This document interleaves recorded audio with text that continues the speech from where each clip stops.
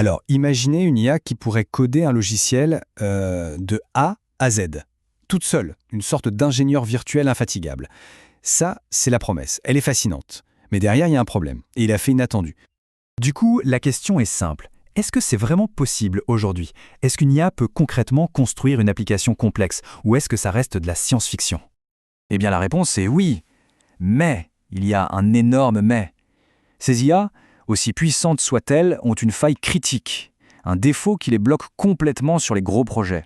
Pour le dire simplement, elles sont incroyablement intelligentes, mais elles sont aussi amnésiques. Bon alors parlons de ce problème. Qu'est-ce que ça veut dire une IA amnésique? En fait, tout tourne autour d'un concept technique qu'on appelle la fenêtre de contexte. C'est un peu comme la mémoire vive, la mémoire à court terme de l'IA. Pour que ce soit bien clair, imaginez un développeur de génie, vraiment brillant. Sauf que chaque matin, en arrivant au bureau, il a absolument tout oublié de ce qu'il a fait la veille. Il doit redécouvrir le projet de zéro tous les jours. C'est exactement ce qui arrive à ces IA. À chaque nouvelle session, hop, leur mémoire est effacée. Et quand on met ça à l'épreuve, par exemple en demandant à une IA de recréer le site claude.ai, les résultats sont, disons, chaotiques. L'agent se lance, essaie de tout faire d'un coup, se perd complètement et laisse un chantier pas possible. Ou alors, et c'est presque pire, il arrive à ajouter 2 ou 3 trucs, puis il déclare fièrement « Voilà, le projet est terminé ». Frustrant. C'est là que l'approche devient vraiment intéressante. Les chercheurs d'Anthropic ont une intuition. Et si la solution, ce n'était pas de créer une IA encore plus puissante? Et si c'était plutôt de la faire travailler plus intelligemment?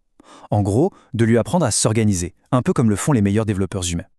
Le déclic, ça a été de comprendre qu'il fallait trouver un moyen pour que l'agent puisse, à chaque redémarrage, se remettre rapidement dans le bain. Exactement comme un humain qui consulte sa to-do list ou ses notes pour savoir où il en était et ce qu'il doit faire ensuite. Alors comment on fait ça en pratique? Eh bien avec une solution assez géniale, qui s'inspire d'une petite équipe humaine. On a d'un côté un architecte qui pense le projet, et de l'autre un constructeur qui exécute les tâches. Le partage des tâches est super simple. Le premier agent, l'architecte, il ne travaille qu'une seule fois, tout au début. Son job, créer un plan de construction ultra détaillé. Après ça, c'est au tour des agents constructeurs. Ils se relaient, session après session, et leur seule mission, c'est de suivre ce plan, étape par étape. Sauf qu'un bon plan, ça ne fait pas tout. Il faut aussi les bons outils pour s'assurer que le travail est bien fait. Et là encore, l'idée a été d'aller piocher dans ce que les développeurs humains font de mieux pour équiper ces IA.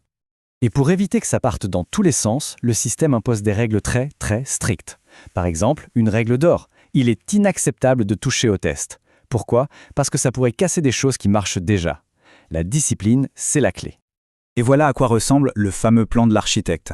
En gros, c'est juste une liste de fonctionnalités, une sorte de to-do list géante. Chaque point de la liste commence avec un statut false, donc pas fait. Le but du jeu, pour l'agent codeur, c'est de prendre une de ces lignes et de faire en sorte que son statut passe à true. C'est tout.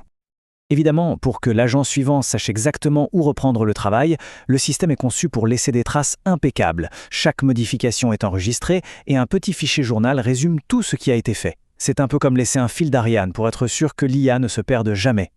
Du coup, chaque agent constructeur, avant de commencer sa journée de travail, suit une routine de démarrage très précise. Il ne se jette pas sur le code, non. D'abord, il vérifie où il est, il lit les notes du collègue précédent, il relit le plan et il lance des tests pour s'assurer que tout est en ordre. C'est seulement après tout ça qu'il se met au travail.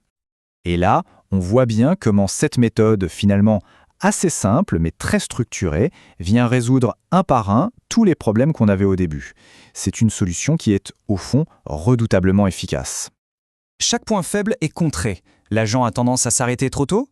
La liste de fonctionnalités l'oblige à aller jusqu'au bout.